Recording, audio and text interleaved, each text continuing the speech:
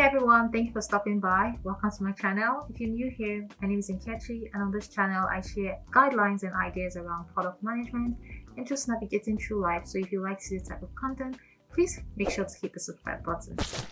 So today I'm going to be talking about why everyone wants to work at FANG or MANG, whatever it's called. I think personally that Microsoft should be included in that acronym, or maybe we just haven't figured out a way to pronounce Microsoft in the acronym. So maybe it should be something like Manga or Bang. Let me know what you think in the comment section. After dropping my last video about the types of product managers with FANG or MANG as a case study, I was doing research and I found that there is a lot of tech workers that are interested to work in a FANG or MANG company. After reading some books about the big fives and doing my research, watching videos like the video from Bukola, but also from Mayuko about why everyone wants to work in FANG or if FANG is overrated, I thought it would be interesting to share my ideas, and based on my findings, here's what I've discovered. Now, disclaimer, this is not to say that there are some people who would never work at FANG no matter the compensation and the perks. What? The ideas I'll be sharing in this video is based on my research and my own opinions. At the end of this video, you would learn different pros and cons of working for a FANG company or larger organizations in general, and why a startup or a scale-up company could be a better choice for you. Story time. My journey into tech, I would say it started when I did a bachelor's degree in computer science and education. I actually had a double bachelor degree in computer science and education. I remember back then there was a decision to make between computer science or engineering or medicine, because I mean back then that was what everybody wanted to study after high school. In a typical African home, if you have a science background in high school, it's either you do medicine or you do engineering, which I thought were obvious options, but I never pursued it. I had my degree in computer science because I thought back then in Africa, internet was just on the rise, and I thought that it could be an interesting opportunity to venture into the world of internet, tech generally. So I thought it was the next big thing, even though I had no idea what I was getting myself into at that time. So it wasn't a rational decision, it was just an obvious option for me back then. Also, seeing that I come from a middle-class family, so it was also a way to get something going for myself and make good money. So being either a programmer or a worker in tech was seen as the next big thing. So these were the rationales behind me taking a course in computer science. While studying, I noticed that I wasn't much interested in the coding side of things, even though I never had any carryovers and I never failed any course. I noticed that I was more interested in the technological, strategic side of things and also management. So I thought it would be interesting to pursue a course that has management but also technology focused. It was really hard to get a course like that after study, so I decided to just start working. And after my computer science degree, I had my first proper job, because I did a lot of side jobs while studying. But I had my first proper job in an e-commerce company where I worked as a customer success representative. And from there, I moved on into working in a startup company, which was going into a transition phase of a scale-up. So it was a weird time for the company. And from there, I moved into another startup company where I worked for a year before I got a scholarship to move to Europe for my master's degree under the Erasmus program. So while I was studying my master's program, I ventured into my first startup company where I created an app or a prototype for multimodal mobility within the Nordics. So one lesson I learned with my tech startup together with my co-founder was that the business model was built on partnerships, which is not necessarily a good business model, because if your partners decide to go in another direction, then it becomes a problem, which is why the business did not scale. And then from there, I had my second startup company where we created a community for enlightening experts abroad to live their best life by providing them with the resources and access to opportunities. Having worked in my tech startups after my master's program, I worked in a scale-up company, and I would say it's a software company here in Denmark before I moved into the current company where I'm at right now. So that's like a summary of my journey in tech. So these days, everywhere I look, it seems as though that everyone in tech, either as a product manager or a software engineer, is either aspiring to work in a FANG company or preparing an interview to get into a FANG company. Now, here are some of the reasons why I think from my research, tech workers are interested to work at a FANG company. Note that each of these companies have their different business models, but also their policies and their cultures.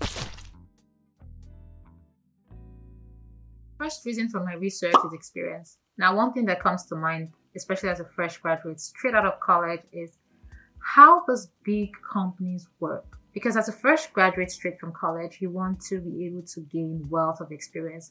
And where else to better gain that than working in a large company like Facebook or Google or Amazon? Because they have clear structures and you have experienced colleagues who are highly intelligent and know what they do at their job. So working in a big company straight out of college, for example, it's going to give you that advantage for a good or a fresh head start because you're working with smart people most times. These are people that have graduated and they've probably been the best from their schools. They've gone through rigorous assignments and assessments through the interview process, and they've made it into these big companies. So it would be an opportunity, especially as a fresh graduate, to gain wealth of experience from this type of colleagues and caliber of people. I see FANG companies as Ivy League schools. So if you never got the opportunity to get into an Ivy League school, a FANG company is more like your redemption to, get into a big company. I remember back then after graduation from my bachelor's program, I was so eager to work at a Google or an Amazon or one of these big tech companies that when I see my former classmate update their LinkedIn profile, starting a new position at Microsoft or starting a new position at Google, I will low-key feel like a loser. But I'm happy to say that I don't feel that way anymore and have tremendously boosted my self-esteem. So if anything, I feel happy for them when I see such messages or such updates on LinkedIn profile, and I believe that I'm enough. Another reason why people will go for a FANG company is because of your profile, to build your profile essentially. So imagine you have a tag on your LinkedIn profile saying ex software developer at Google. That is huge, and that also creates some sort of validation and accreditation for you that you can get the job done. It also makes it much easier for you to go into a startup company or a scale-up company, because if you've gone through a rigorous assessment of passing interview process in a Google or a Facebook or a Microsoft, then it shows or it says a lot about you that you can actually get the work done. Also, if you are a part of the minority group, either as a Black woman or Black person or an Asian person or a woman, working at a FANG company also gives some sort of validation in the work that you do. It's sad, but it's the reality that we live in. For some people, it's about financial stability or trying to move into socio-economic status in the society, especially if you're not from a rich background or you have some student loans to pay off. So these are some considerations into why you would pick a larger corporation, because they have good compensation packages in most cases.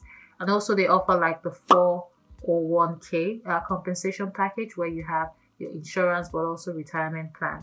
So these are some things that people consider when they choose to go for a FANG company.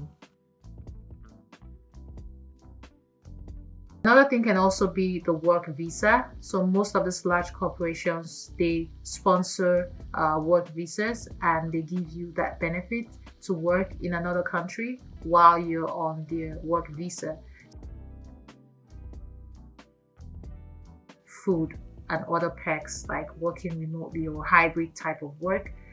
This could sound very cliche or can sound very cheesy, but trust me, everybody loves good food. And if you get a job where you can get free food or good benefits for food, then it just removes some sort of burden from your side in terms of your spend or your monthly budget, especially with the issues of inflation. Another reason why people would prefer to work in a FAANG company is the network and caliber of people. Now, there's a saying that goes, work with people who are smarter than you. They will help you develop and sharpen your skill set. I believe this is true, and this is the reason why some people will choose a FAANG company, because like I mentioned in my previous point, these companies have the best of the best from either Ivy League schools or they're top in their class, and they've gone through rigorous processes of interviews. So typically, they're smart people working at FAANG companies. So essentially, this could be a perk or an advantage for tech workers to instead choose to work in a FAANG company. Another reason why people would like to work at a FAANG company is the performance improvement plan. Now, it goes without saying that most large companies have a very structured performance improvement plan, or PIP as it's called. So if you are looking for performance growth and having a growth career plan, maybe working at a FAANG company could be a good option. Although it's been argued that some of those FAANG companies have rigorous PIP plans where you have to submit some set of assessment and you have to rigorously follow through with your manager. But essentially, overall, I think that they have structures, at least compared to startup companies or scale-up companies, where it's like very loose and it really depends on your manager or your organization or even you as an individual to push for performance improvement plan. Although I've seen cases where people see PIP as a disadvantage, especially if you're working in an organization where you and your manager have some sort of friction. Some people see PIP as a firing plan where manager can actually take advantage of PIP plan and get you out of the way. But that is a discussion for another topic.